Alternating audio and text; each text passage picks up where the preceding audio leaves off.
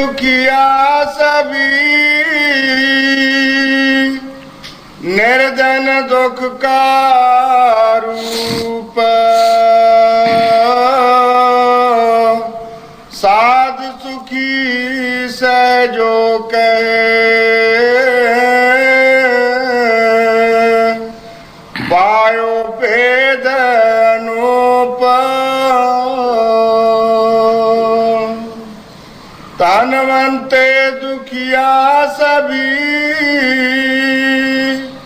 निर्जन दुख का रूप, साध सुखी से जो कहे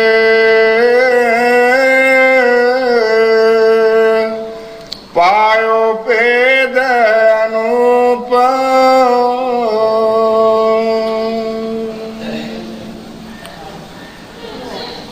ये बाणी सहजो भाई दी है। सहजो भाई ईसरी हुई है कि उसने बड़ा काफ़ी भजन बंदगी की थी। अपनी बाणी विच जो कुछ वो लिख रहे है, अपने तजर्बे लिख रहे है। संत जद भी दुनिया विच आउंदे है वो देखते है कि क्या ये संसार सुखी है या दुखी है। इन्हां दे दुख सुख जिहड़े है वो सारे देखते है कि कौन सुखी है ते किस तरीके नाल सुखी है, किहड़ी वस्तु नाल सुखी है। जिन्हां चीज़ां विचों असीं सुख लेना चाहुंदे हां उन्हां चों सानूं सुख मिलदा नहीं। इसे वास्ते गुरु नानक देव जी महाराज भी बाणी च फरमाया है, नानक दुखिया सब संसार सो सुखिया जो नाम खुदार। गुरु नानक देव जी महाराज ने ते तमाम जितना भी संसार हाय राजे महाराजे शौकार सेठ गरीब मीर ईसरी पुरुष सब नूं क्या संतां दी बाणी सांझी हुंदी है, वो किसी का नां नहीं लैंदे। उन्हां किसी का नां नहीं लिया, उन्हां सारे संसार नूं किया ते संसार दे विच हर एक किस्म दा इंसान। इसी तरह सहजो बाई फरमा रही है, धनवंते अति दुखी जद नज़र मारी दिखिया। क्या जेड़े लोग बड़े अरबापति चुनाड़ लोग ने क्या ये सुखीए ने।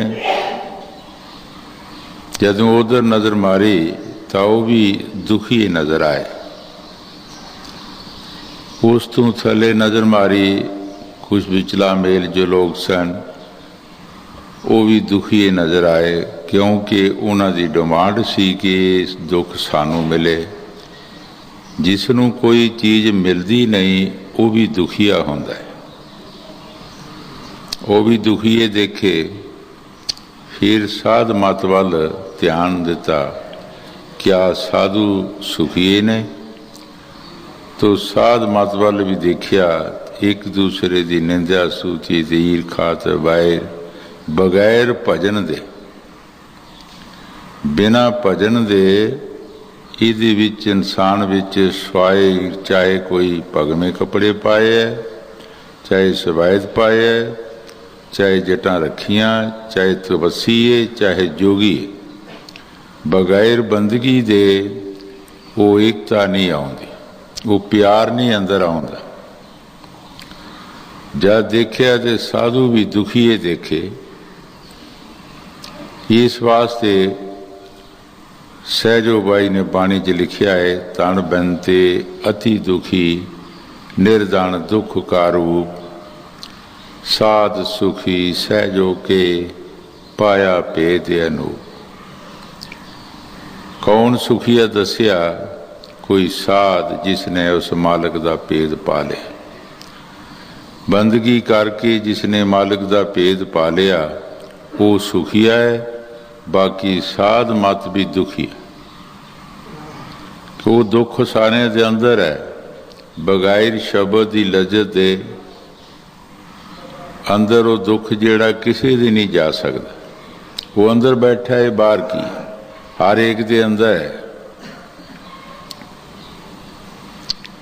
हजूर कई बार फरमाउंदे होंदे सी कि बगैर बंदगी दे साधु जदों जमाइश का मौका आउंदा ते डिग पैंदा है। क्यों? अंदर बंदगी नहीं, विश्वास नहीं, एतबार नहीं। बंदगी दे नाल मुर्शद दा एतबार आउंदा है, विश्वास आउंदा है। कबीर साहब जी महाराज की साखी हजूर कई बार फरमाउंदे होंदे सी। एक बार कबीर साहब जी, क्योंकि उन्हां दे सिख राजे सन, राजा बघेल सिंह राजपूत सी, जदों भी कबीर साहब जी जांदे होंदे सी ते तख्त छड्ड के आप खड़ा हो जांदा सी ते कबीर साहब नूं बिठा लैंदा हुंदा सी। एक बार कबीर साहब जी महाराज ने जमैश करना चाहिए कि यदि जमैश करिए कि यदा सच्चा प्यार है कि जां झूठा प्यार है। कोई भी चीज़ जिहड़ी है वो खरी और माड़ी का पता तद ही लगता जदों टेस्ट की जाती है। इस तरह सब चंगियां होंदियां ने। कबीर साहब ने उन्हां दे पास एक कंजरी सी जिहड़ी अपना पेशा छड्ड के ते साधुआं संतां दी संगत करदी सी। कंजरी नूं लै लिया साथ, रविदास महाराज नूं साथ लै लिया, रंगदार बोतलां लै लईयां, दो हाथ च फड़ लईयां। शब्द पढ़ते पढ़ते झूमते चामते बाजारां दे विचों निकलते पातशाह की कचहरी पहुँच गए। जदों पातशाह ने देखिया तो दिल च भाव आ गया कि की गल है। तखत तू उठिया नहीं। जदों उठिया नहीं तो कबीर साहब ने सोचा कि ये भाव आ गया, इसनूं हुणे सांभ लईए फिर मुश्किल हो जाएगा। दोवें बोतलां वो अपने पैरों ते रोड़ दित्तियां। राजा सोचता है कि शराबी कदी भी शराब अपनी नूं रोड़दा नहीं, ये कोई कोतक है। फौरन तख्त तू उठ बैठा, कबीर साहब नूं बिठा लिया। श्री गुरु रविदास महाराज नूं पूछया कि ये की गल है। गुरु साहब ने फरमाया कि तू अन्ना है, तैनू नहीं पता। जगन्नाथ के मंदिर नूं अग लगी है, कबीर साहब जी बुझा रहे। उसे वेले टाइम नोट कर लिया, सानरी दे सवार भेज दिता। उन्हां समयां दे विच सारनियां होंदियां सी जिहड़ियां कि 100 मील जा सकदियां सन एकदम। उन्हां दा सवार भेज दिता, जाके पता करो कि ठीक है कबीर साहब जी बुझा रहे सन। पता किया, सारे लोगों ने कहा कि हाँ इत्थे अग लगी सी और कबीर साहब जी बुझा रहे सन। हजूर कई बार फरमाउंदे होंदे कि जद जीव भजन नहीं करता तो किसी वेले भी कोई जमाइश का मौका आता है तो वह जीव डिग पैंदा है, क्योंकि भजन के नाल ही खलो सकता है। भजन एदा एक आसरा है। जिस तरह एक बिरध बंदा कोई छोटे दे आसरे तुरदा है, कमजोर भी छोटे दे आसरे तुरदा है, इस इंसान का जिहड़ा भजन बंदगी है वो इहदा एक आसरा है। ये उहदे आसरे नाल ही खलो सकता है और इहदे खलोण का कोई जरिया नहीं। इहदे विच जिहड़े इहदे दुश्मन बैठे है, काम क्रोध मोह लोभ अहंकार मन माया हुमे ममता रजो तमो सतो गुण, जितने भी इहदे विच बैठे है वो सब इस नूं गुराण वाले। कोई किसी पासे फसा लैंदा है, कोई किसी पासे फसा लैंदा है और इस नूं किसी न किसी तरीके नाल गराण की कोशिश करदा है। ज्यादा भजन करदा है, अंदर शब्द की लज्जत आउंदी है, इहदा मुरशद नाल प्यार हो जाता है, विश्वास हो जाता है, चाहे कुछ भी होवे वो गिरदा नहीं। कई बार दस्या है कि निजामुद्दीन हौलिया उन्हां दे बाई शागिर्द सन जिहड़े कि मोहतबार सन, जिहड़े अपने आप नूं बड़े सीनियर कहांदे सन। उन्हां नूं साथ लैके उन्हां दी जमाइश करन दे वास्ते उन्हां नूं कहा चलो अज शहर की सैर करिए। कुछ जिहड़े मान वडियाई वाले सन ओहो जे उन्होंने उस वेले ही भाव दिल च लै लिया कि अज मुरशद नूं की चा चढ़िया, शहर की सैर कदी गए नहीं, अज की गल है। तुर पे जदों शहर विच बड़े तो कुछ उस वेले किसक गए पिछा नूं कि लोकी सानूं की कहणगे। कुछ अगे जा गए ते अगे जद गए कंजरी का मकान सी, उस मकान दे थले खड़े हो गए।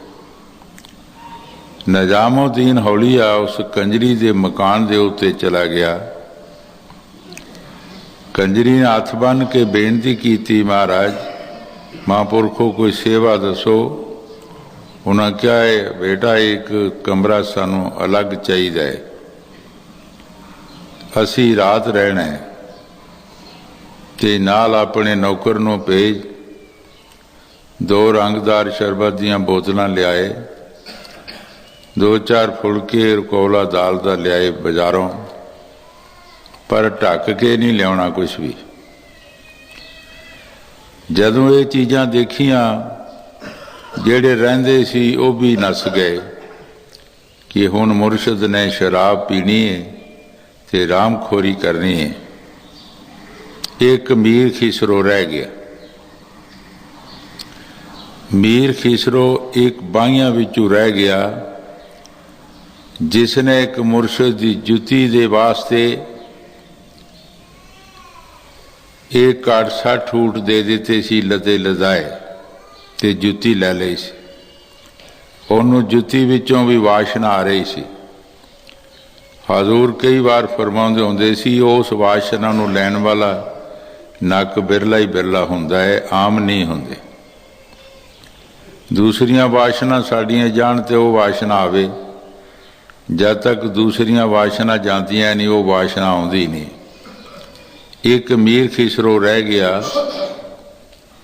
पूरा मुरशद ते ज़बार सी, भजन बंदगी करदा सी। उसने सोचा ये कोई कोतक है, ये कोई मौज है। जब दूसरे दिन वापस थले आए, देखा तो कोई भी नहीं नजर आया। पूछया कि भाई साढ़े नाल बंदे बड़े आए सी, किधर गए ने? कहन लगे जी वो पता नहीं किधर गए है, किते चला गए होणगे। तू क्यों नहीं गया? जी मैनू सहारा ही कोई नहीं तुहाडे चरनां दे बिना, कोई थां नहीं। उन्हां दा कोई थां होवेगा जिहड़े चला गए है, मैनू तुहाडे चरनां दे बिना कोई जगह नहीं। निजामुद्दीन हौलिए ने उस नूं गल नाल ला लिया ते कई बार तुसीं देखिया होएगा, सुनिया होएगा किसी ने कि दिल्ली दे विच दोवां दीयां कबरां इकट्ठियां ने और सेवक स्वामी की पूजा हो रही है। कबीर साहब जी भी बाणी च फरमाउंदे है, सेवक स्वामी एक मत, ये मत में मत मिल जाए। साढ़े ख्यालातां दे विच ही फर्क हुंदा है। जदों ख्यालात साढ़े मिल जाण ਤਾਂ ਕੋਈ ਫਰਕ ਨਹੀਂ। ਪਿਓ ਪੁੱਤ ਦਾ ਕੀ ਫਰਕ ਹੁੰਦਾ ਹੈ ਜੇ ਖਿਆਲਾਤ ਉਹਨਾਂ ਦੇ ਮਿਲ ਜਾਣ।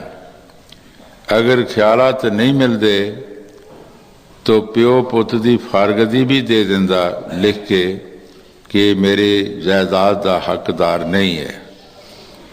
ਕਈਆਂ ਲੋਕਾਂ ਨੇ ਇਸ ਤਰ੍ਹਾਂ ਕਰ ਦਿੱਤਾ ਹੁੰਦਾ।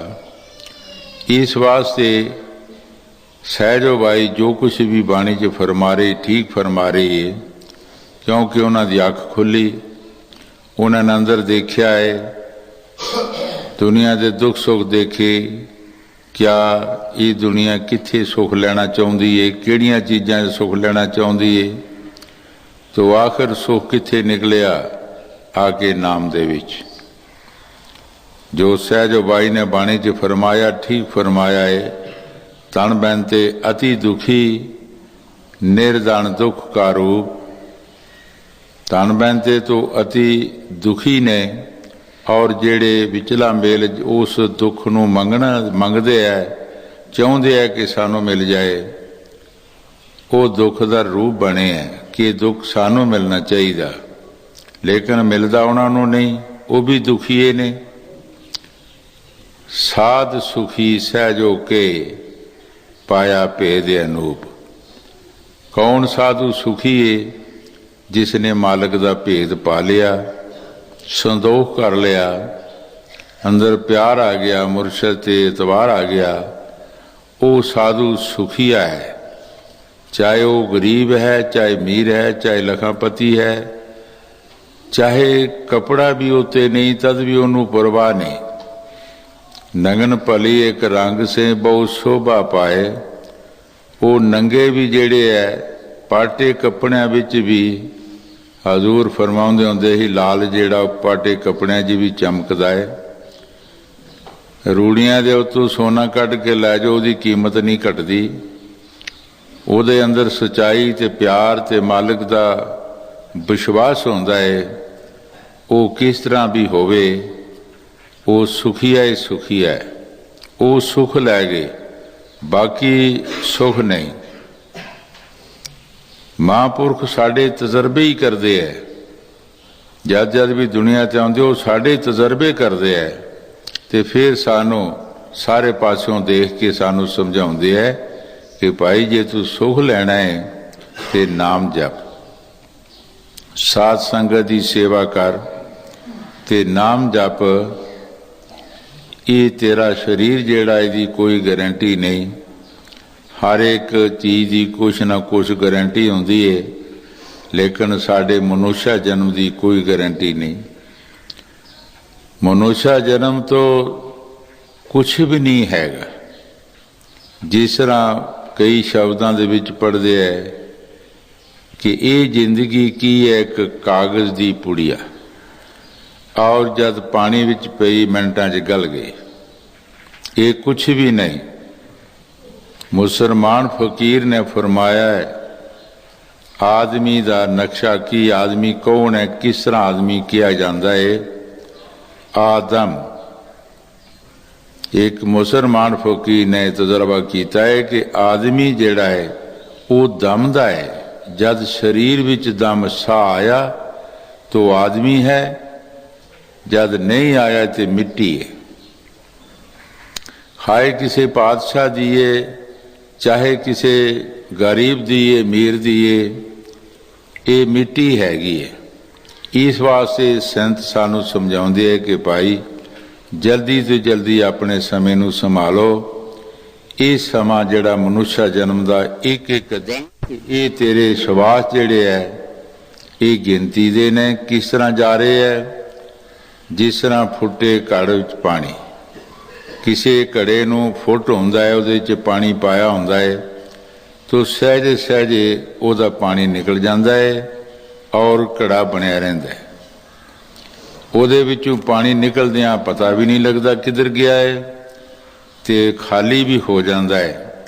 ਇਸੇ ਤਰ੍ਹਾਂ ਸਾਡਾ ਸਰੀਰ ਜਿਹੜਾ ਹੈ, ਇਹਦੇ ਵਿੱਚੋਂ ਸਾਡੇ ਸਵਾਸ ਜਿਹੜੇ ਆ ਉਹ ਮੁੱਕ ਰਹੇ ਹੈ, ਉਹ ਨਿਕਲ ਰਹੇ ਆ ਵਿੱਚੋਂ।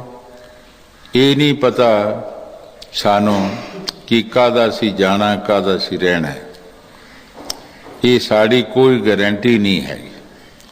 इस वास्ते सहजो भाई जो कुछ बाणी च फरमा रही ठीक फरमा रही है कि भाई जे सुख लेना है तो नाम दे विचों सुख मिलेगा। जे तू कहें कि इन्हां चीज़ां तो सुख मिल जाए, इन्हां चीज़ां तो सुख नहीं मिलेगा। हाँ जी। तनवंते दुनिया सभी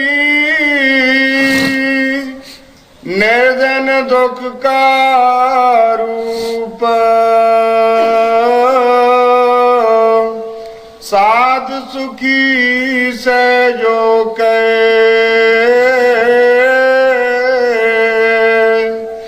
पायो भेद अनूप, ना सुख विद्या के पड़े, ना सुख बाद विवाद, साध सुखी से जो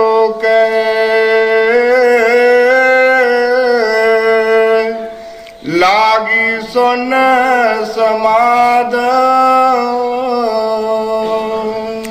सहजो भाई बड़े प्यार दे नाल फरमा रही है। असी बहुत सारे लोग कहते हैं कि विद्या विच सुख है। सहजो भाई फरमा रही है कि विद्या विच भी सुख नहीं। क्यों?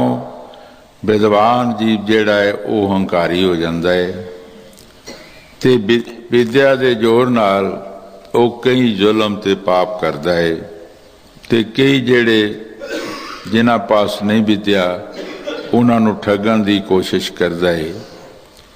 कई बार दसिया है कि काशी तो पढ़ के दो लड़के आए,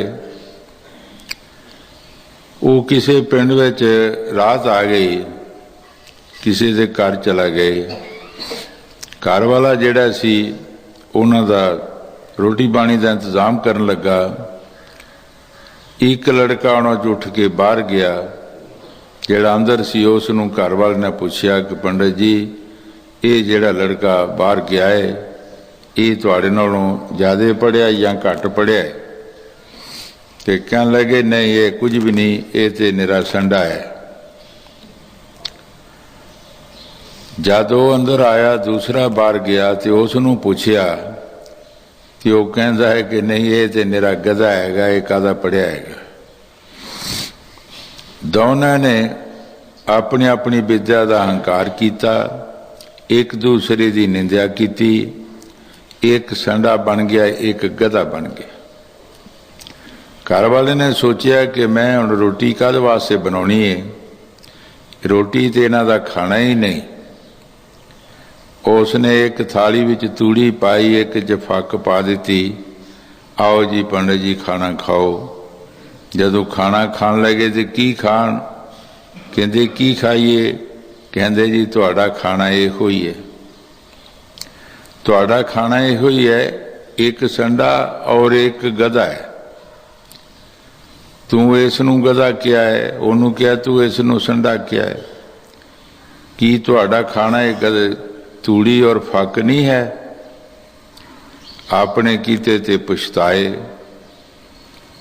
जे वो एक दूसरे की भी सिफत करदा ओहदी सिफत करदा तो मैं खाना खांदे। इहदे विच हंकार है। स्वामी जी महाराज भी बाणी च फरमाया, ऐ विद्या तू बड़ी है विद्या, पर संतन का तैं कदर नहीं जान। है विद्या तू बड़ी विद्या है, त्रिलोकी विच तेरा हुक्म चल रहा है, लेकिन संतां दा तैनू पता नहीं। तू एक बूंद है, संत समुंदर ने। एक बूंद जिहड़ी वो समुंदर दा की था लै सकदी है, की दस सकदी है। जगजीत पंडित जिसने विद्या के जोर नाल जगत नूं जित्तिया, क्योंकि उसने हर तरह के मसले जिन्हां नूं नहीं सी आउंदे उन्हां कोलों दस्तखत करा लेने कि तुसी हारे हो तो मैं जीत्या। किसी ने कहा कि कबीर साहब जी एक साधु ने माड़े जे, तुसी उन्होंने भी जित के लियाओ। जदों कबीर साहब के पास चले गए ते क्या कबीर इत्थे लिख दे, कबीर हारिया और जग जीत जित्या। उन्हें क्या महाराज लिखा लो, असी तो अगे ही हारे ही हाँ। ते फकीर हार ही मनते आ, वो जितन दे मगर नहीं पैंदे। ते आम लोगों की मिसाल है, हारे दे ना हीरा ते जिते दे ना कसीरा। क्यों जेड़ा हार जाता है वो अगले की खुशी लै जाता है।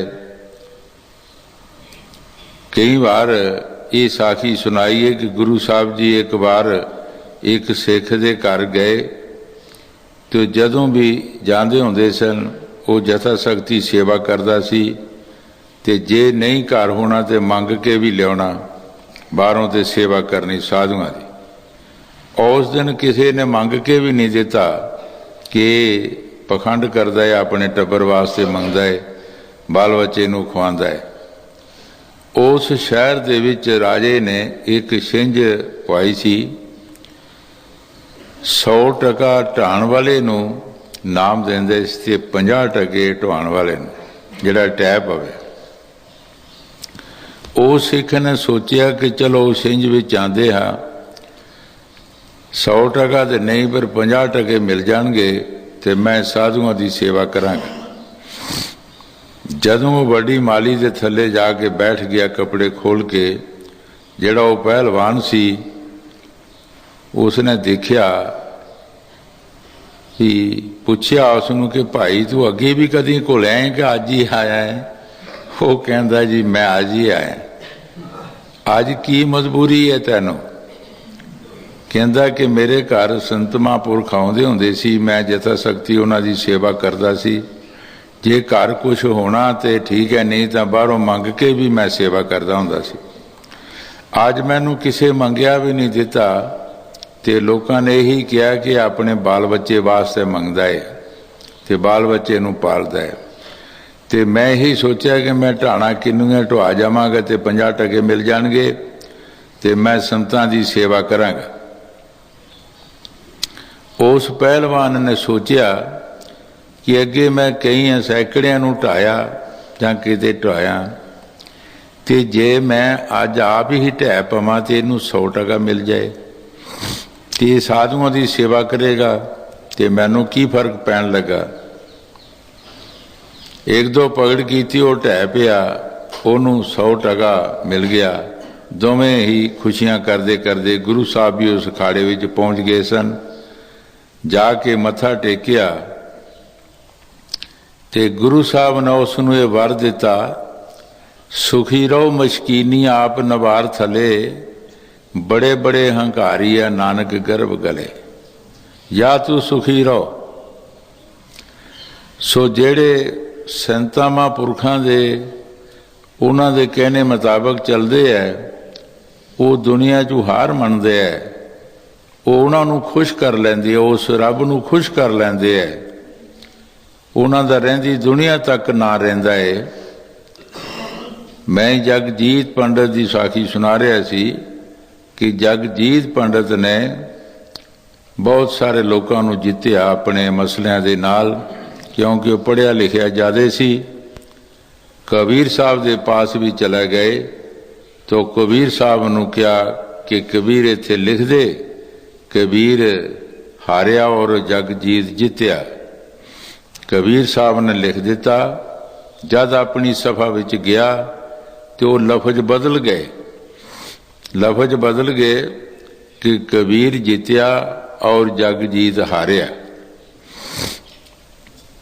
जदों सभा में जाके पढ़े फिर गुस्से दे नाल आया, क्या कबीर नूं लिख दे, तू की लिख दिता या? कहते जी जो तुसी लिखाया मैं लिख दिता। मुड़ के लिख दे, फिर लिख दिता।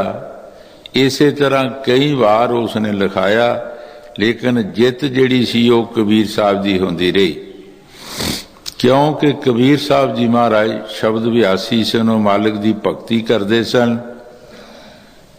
इस वास्ते वो जित जिहड़ी सी भगती की जित है। मालिक नूं प्यार जिहड़ा है, मालिक दे घर वो भगती का प्यार है। गल्लां बातां दा प्यार जिहड़ा ਉਹ ਰਾਹ ਵਿੱਚ ਹੀ ਰਹਿ ਜਾਂਦਾ ਏ, ਉਹ ਤੋੜ ਨਹੀਂ ਪਹੁੰਚਦਾ। ਜੇ ਭਗਤੀ ਦਾ ਪਿਆਰ ਹੋਵੇ ਤੇ ਫਿਰ ਉਹ ਤੋੜ ਪਹੁੰਚਦਾ ਹੈ। ਪਲਟੂ ਸਾਹਿਬ ਜੀ ਬਾਣੀ 'ਚ ਫਰਮਾਉਂਦੇ ਹੈ, ਸਾਹਿਬ ਕੇ ਕਰ ਕੇਵਲ ਭਗਤ ਪਿਆਰ, ਸਾਹਿਬ ਭਗਤੀ ਮੇ ਰਾਜੀ। ਸਾਹਿਬ ਦੇ ਘਰ, ਉਸ ਮਾਲਕ ਦੇ ਘਰ ਭਗਤੀ ਦਾ ਪਿਆਰ ਹੈ। ਸਾਹਿਬ ਜਿਹੜਾ ਸਾਡਾ ਉਹ ਭਗਤੀ ਵਿੱਚ ਹੀ ਰਾਜੀ ਹੈ, ਉਹ ਗੱਲਾਂ ਬਾਤਾਂ ਵਿੱਚ ਰਾਜੀ ਨਹੀਂ। ਸੋ ਇਸ ਵਾਸਤੇ ਵਿਦਿਆ ਦੇ ਬਾਰੇ ਵੀ ਗੁਰੂ ਸਾਹਿਬ ਜੀ ਫਰਮਾ ਰਹੇ ਹੈ, ਯਾਨੀ ਸਹਿਜੋ ਭਾਈ, ਕਿ ਵਿਦਿਆ ਪੜ੍ਹ ਕੇ ਵੀ ਅਸੀਂ ਹੰਕਾਰੀ ਹੋ ਜਾਂਦੇ ਹਾਂ, ਔਰ ਹੰਕਾਰ ਵਿੱਚ ਆ ਕੇ ਸਾਡੇ ਬਹੁਤ ਸਾਰਾ ਨੁਕਸਾਨ ਹੋ ਜਾਂਦਾ ਹੈ। ਹੰਕਾਰਿਆ ਸੋ ਮਾਰਿਆ। ਕਬੀਰ ਸਾਹਿਬ ਜੀ ਫਰਮਾਉਂਦੇ ਨੇ ਕਿ ਕੀਆ ਕਰਾਇਆ ਸਭ ਗਿਆ ਜਬ ਆਇਆ ਹੰਕਾਰ। ਕੀਤਾ ਕਰਾਇਆ ਸਭ ਫੇਲ ਹੋ ਜਾਂਦਾ ਹੈ ਜਦੋਂ ਸਾਡੇ ਵਿੱਚ ਹੰਕਾਰ ਆਉਂਦਾ ਹੈ। ਚਾਹੇ ਅਸੀਂ ਤਪੱਸਿਆ ਕੀਤੀ ਹੈ, ਯੋਗ ਅਭਿਆਸ ਕੀਤਾ ਹੈ, ਚਾਹੇ ਅਸੀਂ ਕੁਛ ਵੀ ਕਰਦੇ ਹਾਂ, ਦਾਨ ਪੁੰਨ ਕਰਦੇ ਹਾਂ, ਜਦੋਂ ਸਾਡੇ ਵਿੱਚ ਹੰਕਾਰ ਆਉਂਦਾ ਹੈ ਤਾਂ ਸਾਡਾ ਕੀਤਾ ਕਰਾਇਆ ਜੋ ਕੁਛ ਹੁੰਦਾ ਸਭ ਮਲੀਆ ਮੇਟ ਹੋ ਜਾਂਦਾ ਹੈ। ਇਸ ਵਾਸਤੇ ਵਿਦਵਾਨ ਜਿਹੜੇ ਹੈ ਸਹਿਜੋ ਭਾਈ, ਇਹਨਾਂ ਦੇ ਬਾਰੇ ਵੀ ਫਰਮਾ ਰਹੇ ਹੈ, ਨਾ ਸੁਖ ਵਿਦਿਆ ਕੇ ਪੜੇ, ਨਾ ਸੁਖ ਬਾਦ ਵਿਵਾਦ। ਬੈਂਸ ਮੁਹਾਸਿਆਂ ਦੇ ਵਿੱਚ ਵੀ ਸੁਖ ਨਹੀਂ, ਔਰ ਵਿਦਵਾਨਾਂ ਨੂੰ ਵੀ ਸੁਖ ਨਹੀਂ। ਵਿਦਵਾਨ ਜਿਹੜੇ ਹੈ ਉਹ ਵੀ ਵਿਚਾਰੇ ਹੰਕਾਰ ਵਿੱਚ ਆ ਕੇ ਰਹਿ ਜਾਂਦੇ ਹੈ। ਕਿਉਂ? ਉਹ ਆਪਣੇ ਆਪ ਨੂੰ ਜ਼ਿਆਦਾ ਬੜਾ ਸਮਝਦੇ ਆ ਔਰ ਦੂਸਰੇ ਨੂੰ ਛੋਟਾ ਸਮਝਦੇ ਹੈ।